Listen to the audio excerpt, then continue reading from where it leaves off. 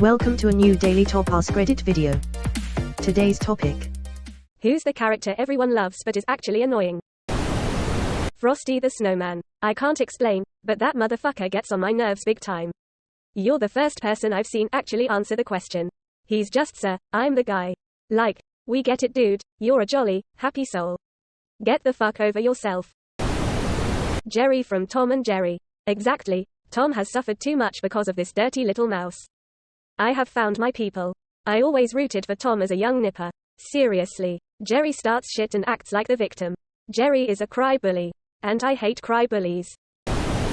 Sheldon Cooper. Every character from that show is a terrible trope. The one that gets me is Howard. The guy blows straight past, creepy, into straight up sex offender.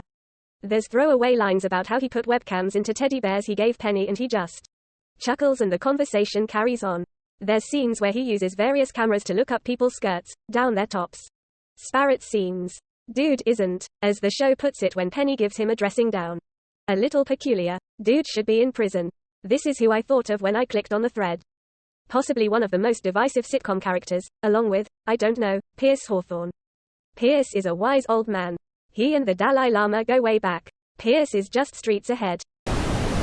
Peppa Pig. At the end of the day, she is a spoilt brat. Like Caillou. Fuck Caillou. Caillou is a despicable, spineless 4-year-old boy who cannot do anything. He can't grow hair, not because he has cancer or progeria, but because he sucks, and even his own body recognizes that he does not deserve hair or food or love. Bro fat shames her dad. That dad is a total neckbeard. He looks like he stinks and is so greasy. Edit to add those that say he's a pig. Duh. Why aren't the other pigs nearly as gross? Peter Griffin. I don't know how Lois does it. His stupidity would have had me packing it up a long time ago. But as a viewer, it's hilarious. You'd better watch who you're calling a child, Lois. Because if I'm a child, you know what that makes you. A pedophile. And I'll be damned if I'm gonna stand here and be lectured by a pervert. Quote. Honestly, one of my favorite lines from that show. It still gets a chuckle out of me, cold sweat smile. Seasons 1 to 4 Peter were the best. You can tell he's dim-witted. But he is a decent person at heart. Not sure where they went wrong after that. Isn't that the same flounderization as happened to Homer Simpson over the seasons? From caring dimwit to obnoxious idiot. These shows have basically reverse character development. When Seth MacFarlane cares about something, it's good. See, for example, the last season of The Orville. When he doesn't, he phones it in, or lets other people phone it in for him. I'd say Peter in the early seasons is a lovable dolt. But in the later seasons he became a cruel psychopath. Though in newer seasons, like the last 10 years, he's become less cruel and more of a doofus again. Honestly, the newer seasons have been an improvement on the show. Peter is a bit nicer. Brian is less of an asshole. Quagmire became the smart and sensible one of the group. Chris has a nice relationship with Stewie. Meg isn't a punching bag and is now just a social reject. Rory Gilmore. I'm convinced there are 3 phases of watching Gilmore Girls. Phase 1 is when you're just starting out and Rory's grandparents are meant to be the baddies for trying to manipulate Rory's life via their contract with Lorelai. Phase 2 is when you start to realize that Richard and Emily are just acting like grandparents and it's really Lorelai who's at fault for letting Rory grow up with virtually no responsibilities and no actual parental figure to speak of. Phase 3 is when you get close to the end of the show or make it to the sequel and you realize that Rory is the worst, most selfish goddamned person on the planet who has made the lives of everyone around her worse.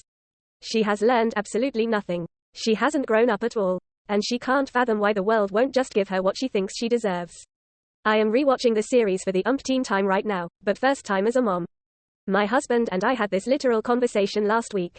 He pointed out how Mitchum was made out to be the bad guy for saying Rory doesn't have what it takes to be a journalist and how spot on that was. Also, I have been quick to realize how toxic, codependent Lorelai and Rory's relationship is. Lorelai proclaims multiple times that Rory is her best friend and that they are friends first. Mother, daughter second. Personally, I think this tracks perfectly with grown-up Rory's success, or lack thereof. I loved this character in the first season, but from season 2 onwards she just becomes worse and worse. It's like a villain origin story. Gone is the S1 snarky, clever girl who struggles between maturity and teenage meltdowns during coming-of-age hurdles. And in comes the manic pixie dream girl who strolls into every situation like she knows everything. Accidentally stumbles into all of her achievements greater than Chilton Vice President, Mitchum's internship, Yale Daily News editor, less than, has all boys fall at her feet and thinks every boyfriend she's ever had always belongs to her greater than having an affair with a married dean. Trying to cheat with Jess when she's angry at Logan. Having an affair with Logan when he's engaged. Less than. And is relentlessly fawned over despite acting bratty and finding a reason to dislike everyone she meets. Rory goes through the opposite of a redemption arc. She actually becomes a worse person by the end, which is something a lot of shows just don't do. I never understood why every single guy she meets falls desperately, hopelessly in love with her for literally their whole fucking lives.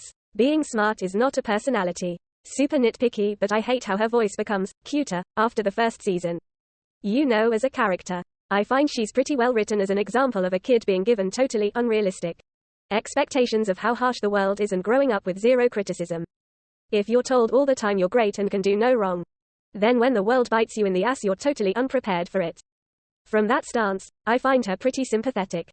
She didn't help herself as the series went on, but neither did the people around her. She even said once that just being told she's great won't prepare her for the real world. And they glossed right over it. Ugh. Yes. I shamefully find myself in her in several ways. I think it could have been a really interesting exploration of the ex-gifted kid, which is really quite common. When you've never had to work for anything and get accolades, the first time you run into real barriers, it seriously messes you up. I just feel like they didn't do that. Watching that series as an adult made me realize that both Rory and Lorelai are pretty shitty people. Rory especially. In the new series. Same. When it first came to DVD and I watched from the library, I was early 20s and absolutely team Lorelai and Rory. Watching it 15 to 20 years later, I'm pissed that Lane never gets her dreams and Paris is treated as a side character when they are both way more compelling characters. And Emily and Richard make a lot of really good points.